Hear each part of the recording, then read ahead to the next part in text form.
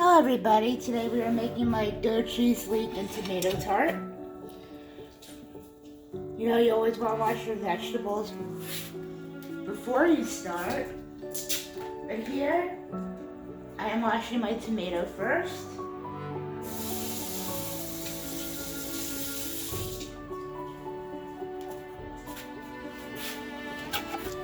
And you chop it. And we're going to be using tomato, goat cheese, leek, and phyllo dough.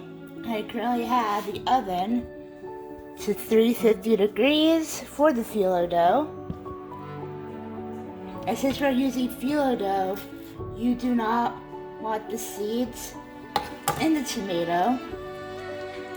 You kind of want to scoop it out, gut it out, which I'm going to do over the sink. The seeds contain a lot of water, but because the phyllo dough, you do not want it to be very watery.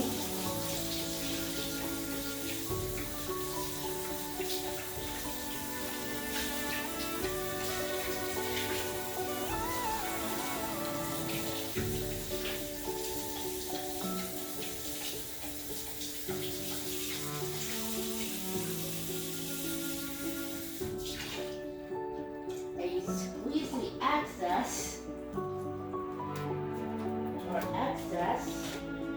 of the seeds. You see how it's gutted out? You just want to take that and rough chop to small pieces.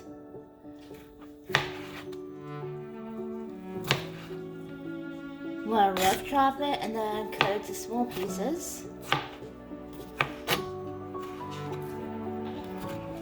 And then you put it in a pot to boil, as so.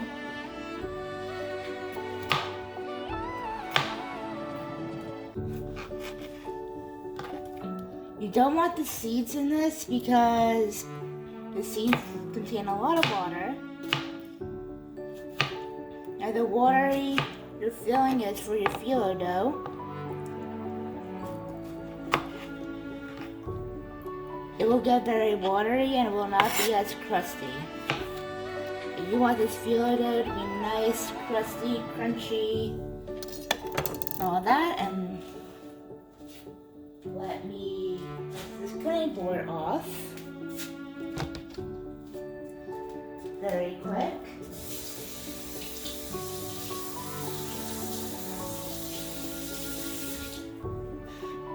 A quick tip is if you're cutting dirty vegetables like a leek, you always want to do them the last.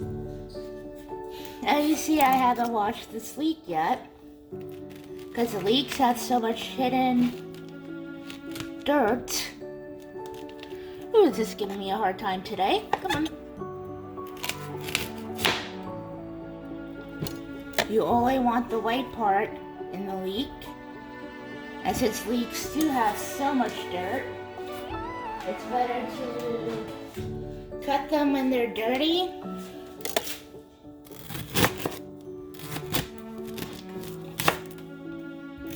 And rinse them off as they are clean. So you get all that really disgusting dirt out of the leek. This is a very fussy leek today. Very fussy.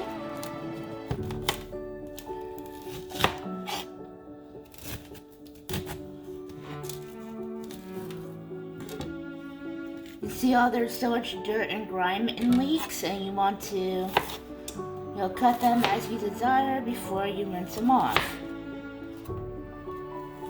Bite-sized pieces. And what you want to do with the leek, you take a strainer, and I have two of these. These are like the best, smallest strainers I have. Pull them apart in the strainer. And see, leeks have so much hidden dirt, you do not want the grit. Last thing you want to do is have the grit in it, especially when you're delivering this to other people. You take this and you rinse very well. Get all that dirt and grit out.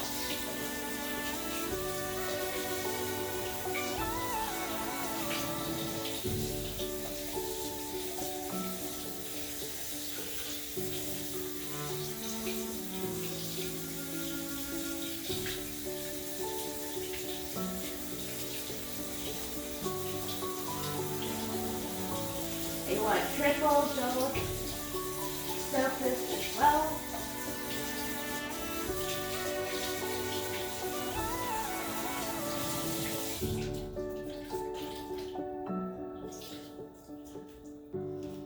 And you put this in the pot.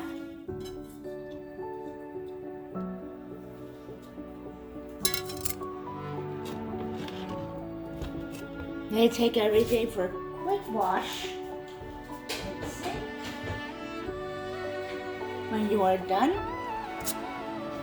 with a little soap and water, and then you take the mixture for a part of the filling.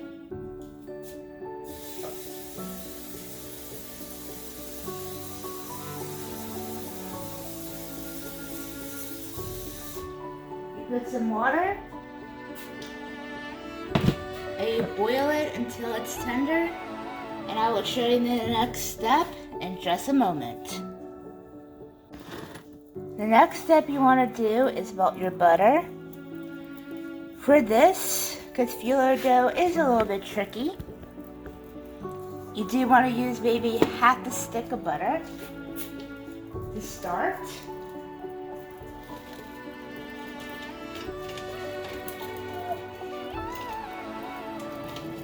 And you'll be needing a pastry brush. Yay!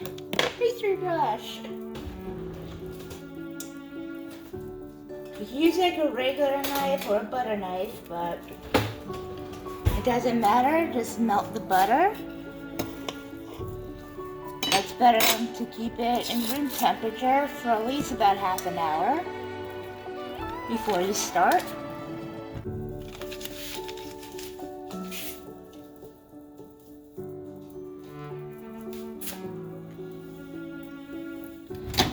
Put in the microwave to melt butter for, intervals of 30 seconds.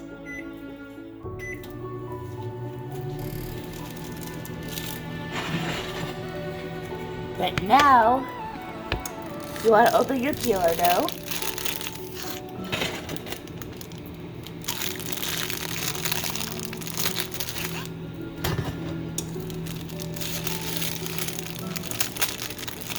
And the best for phyllo dough, you want to keep it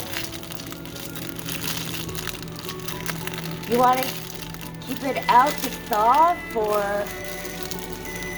at least an hour before using, or overnight, which is even better. And this is what it looks like.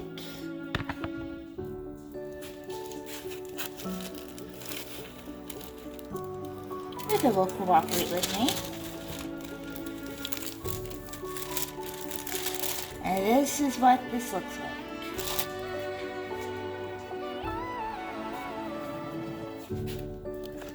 And you want to start layering your pie pan. This is a pie pan, but you can also use a Pyrex dish, whatever you have. And just start layering everything out.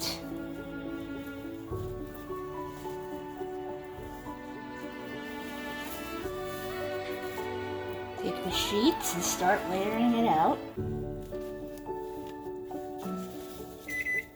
Like so.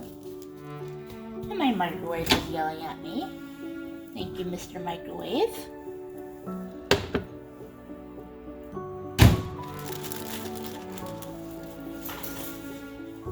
Now you just want to do your first layer, just basic right now. Phyllo dough is so much fun, but you have to use so much butter. And you know you use enough butter for this. And you cut the tort.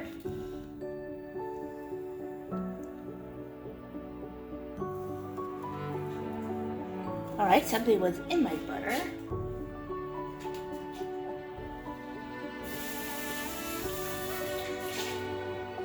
I just got to the process again. Now, sometimes things happen in the kitchen. So you want to do the butter for 30 seconds each time.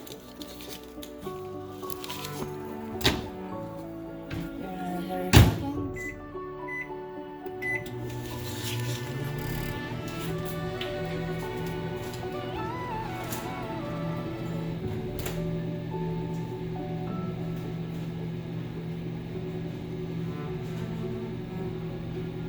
And this does require so much butter. So much butter. Now we're just waiting for the butter to melt. But you want to keep layering, putting butter, keep layering, keep putting butter. And always sure to overlap. If you don't overlap, you'll be needing the top to fold over to the finished product. Now that we have butter melted, quick stir, and you start pouring on the first layer, and you spread with your pastry brush, like so.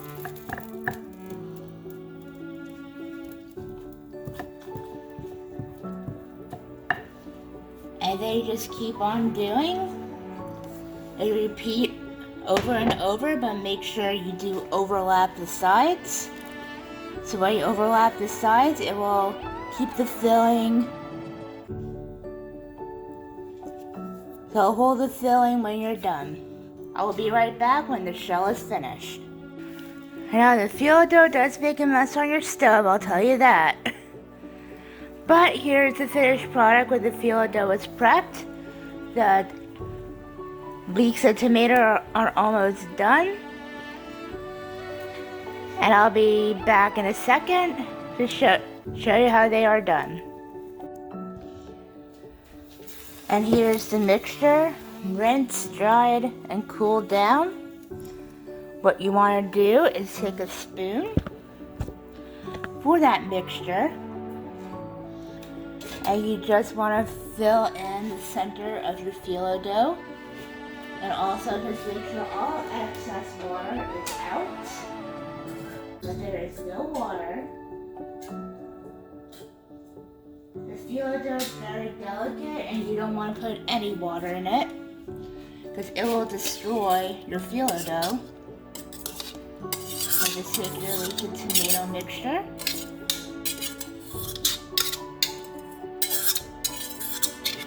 And that's a horrible noise. Put in the center, like so.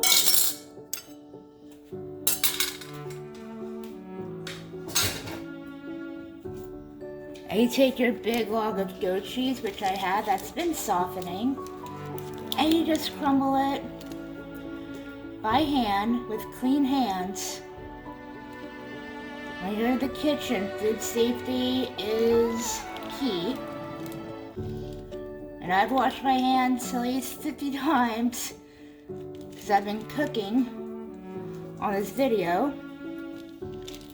You know, you want an even amount of goat cheese. You don't want a lot of filling because that will not close your phyllo dough.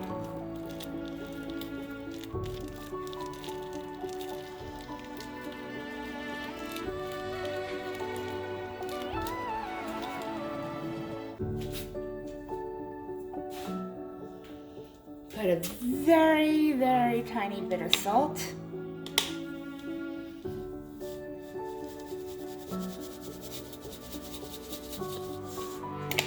This goat cheese does naturally have occurring salt in it. And then those sides, that I say you need. And I've done this in many shapes, but this is my favorite one. Is put it in a pie shape. Make it nice and rustic type of shape, which is my favorite. This is my favorite shape to make this into. Just a very nice rustic shape. And this phyllo and all this stuff makes a big mess, but that's okay. You take your remaining butter, which I use a stick and a half of butter. Just pour on the top. And you take your pastry brush and brush. You got a brush. Sometimes you might need a little bit more butter, which I probably think I should be needing more butter. You said French and Lebanese food, well, especially French food, that you don't eat butter. Not a ton of butter. You just don't need butter, you need a ton of butter. That's what makes this so good, it's all the butter. Julia Child used butter. Tons of butter. I met Julia Child. You try to spread the butter all evenly, as you can. And you can never have much butter. Butter.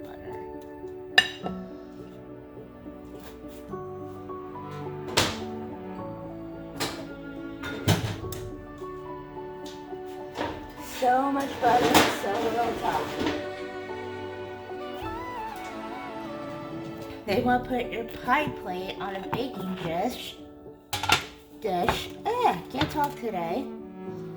And you want to bake this until it's golden brown and crusty, and this is what the finished product looks after it's buttered and set, and I'll be back with all the deliciousness. And here, my friends, is the finished product. And if you can cut cleanly and pull a piece of the tart out, you know you did it right because you added enough butter for it. Enjoy.